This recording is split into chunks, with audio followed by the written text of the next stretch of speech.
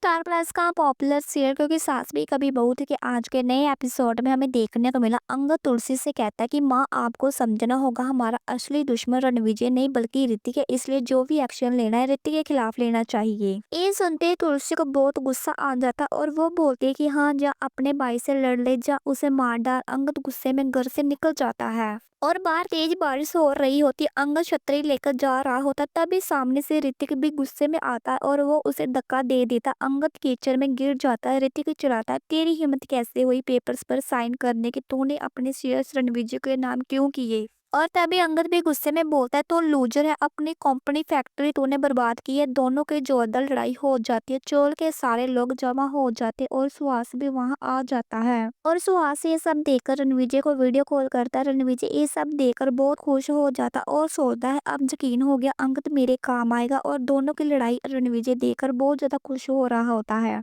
और उधर लड़ाई बढ़ जाती है। अंगद बोलता है जब मैं घर छोड़ रहा था तब तूने पापा को नहीं रोका क्योंकि तू चाहता था कि मैं घर से चला जाऊं। ऋतिक कहता है कि अच्छा हुआ नहीं रोका वरना मेरा सबसे बड़ा दुश्मन घर में होता। तभी तुलसी वहां पहुंचती और दोनों को रोकने की कोशिश करती है लेकिन दोनों नहीं रुकते। तुलसी खुद कीचड़ में गिर जाती है। ये देखकर दोनों शांत हो जाते और सॉरी बोलते हैं लेकिन तुलसी कहती है मुझे हाथ मत लगाना, तुम लोगों ने तमाशा बना दिया क्या, ऐसे संस्कार दिए मैंने। तुलसी बहुत दुखी होती है और वहां से चली जाती है और ऋतिक और अंगद अलग अलग रास्ते से चले जाते। अगली सुबह तुलसी फैक्ट्री पहुंचती। वहां ऋतिक भी आता है, सॉरी बोलता है। तुलसी कहती किस बात की सॉरी, भाई से लड़ाई करने की, जा माँ का अपमान करने की, जा तमाशा बनाने की। ऋतिक कहता है कि इस गलती हो गई लेकिन ऋतिक बोलता है कि अंगद ने गलत किया, उसे रणविजय के पेपर्स पर साइन नहीं करने चाहिए थे। तुलसी कहती तुम दोनों एक दूसरे को समझना ही नहीं चाहते और ये भी नहीं सोचते कि माँ बाप पर क्या बीतती है। तुलसी बोलती क्या तुमने कभी सोचा है मुझे तुझसे कितनी उम्मीद थी। मैं तो सोच रही थी मेरा ऋतिक बहुत कुछ करने वाला है, वो फैक्ट्री संभाल लेगा, तू क्या फैक्ट्री संभालेगा, इस तरीके से संभालेगा फैक्ट्री।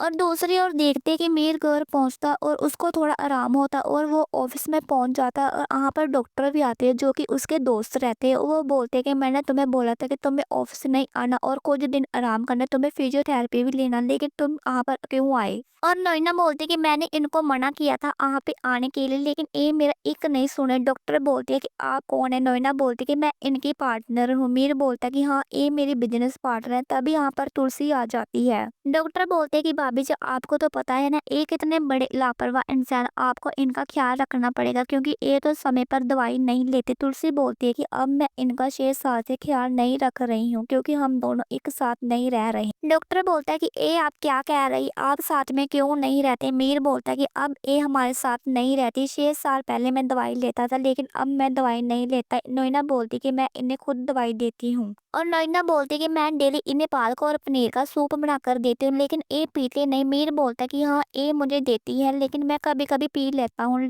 और इसके बाद डॉक्टर तुलसी को बोलता है कि आप इनके पैर को टच करके देखिए आपको वहाँ कुछ फील हो रहा है। तुलसी आती है और मीर के पैर को पकड़ती है। तुलसी बोलती है कि हाँ सच में फिजियोथेरेपी की जरूरत तो है और तुलसी पुरानी बातें याद करके दुखी होती है। फिर डॉक्टर वहां से चले जाने लगते हैं। तुलसी भी जाने लगती है ये बोलकर कि फिजियोथेरेपी के लिए चले जाना, लेकिन नोइना आती है और तुलसी के हाथ से उसकी फाइल ले लेती है और बोलती है कि मैं देख लूंगी और मैं मीर को दवाई भी दे दूंगी। इसके बाद तुलसी वहां से चली जाती है। दूसरी तरफ वृंदा बच्चों को स्कूल ले तैयार कर रही होती है। अंगद ऑफिस जाने लगता है। तभी बच्चों को शक होता है कि मम्मी पापा की लड़ाई हुई है। तभी अंगद वृंदा को कुछ ना कहने के लिए कहता है। अंगद निकल जाता है ऑफिस। इसके बाद वृंदा को हॉस्पिटल से फोन आता है और फिजियोथेरेपी के लिए बोला जाता है। वृंदा सुनकर खुश हो जाती है लेकिन सामने से बोला जाता है आपको फुल टाइम करना पड़ेगा। वृंदा बोलती है कि नहीं मैं हाउस वाइफ हूँ, मेरे बच्चे हैं, मेरे पास इतना टाइम नहीं रहेगा। तो वृंदा को बोला जाता है कि आपको एक घर में जाना, वहां पर आपको अच्छा पैसा मिलेगा और कोई नहीं बल्कि मीर वीरानी है, आपने तो उनका नाम सुना ही होगा। ये सुनते ही वृंदा के होश उड़ जाते हैं